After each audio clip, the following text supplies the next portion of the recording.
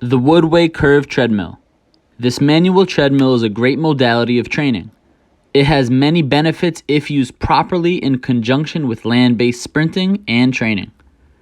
It is self-motorized as it encourages the athlete to produce vertical and horizontal forces down and back to spin the treadmill. It also encourages the athlete to stay upright and keep the hips forward and not overly rotated. If rotated, the treadmill will immediately expose the athlete and force the athlete down.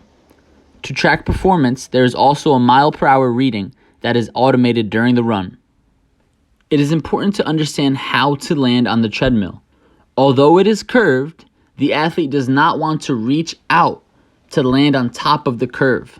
By doing so, the athlete will be in an overstride position, which causes for a possible hamstring injury. It is important that the foot lands where both knees are in contact at touchdown and the foot is underneath the center of mass or hip. The stick runs offer an opportunity for the athlete to focus on posture and passive core stiffness.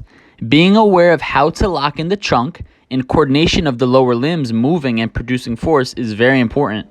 This works the pelvis and enables the athlete to gain an understanding of how and where the force is coming from without using the arms.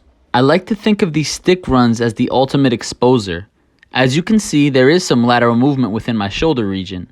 That is okay, as this is a direct result of the force being produced on the ground. It is to be coached or cued to stay locked in and or keep the shoulder straight when and if the athlete is opening up side to side at a much larger rate. Now, by holding the stick higher above the head, it puts an even stronger demand on the trunk to stabilize and lock in. If not locked in and passively stiff, the core will fail and the athlete will tilt forward or not be able to hold the position any longer. This workout offers an opportunity for athletes to work on so many elements of sprinting while keeping it light on the tendons and joints. It is important to note, though, that land sprints are to be worked in with these curve runs, as it is not the same as running on land. This is just a modality of training that helps or supplements the main goal, which is to run fast on land. I usually introduce my land sprints during the warm-up and even after these treadmill sprints just so that I can get that transference of movement and force being produced on the ground. Be sure to keep note of the tips in the slides shown during this video, where topics such as landing positions and other tips are highlighted.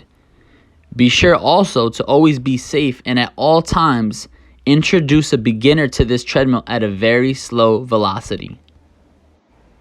Before taking the advancement to use the stick runs above the head and behind the head, please make sure to master these movements on land before advancing to the tread.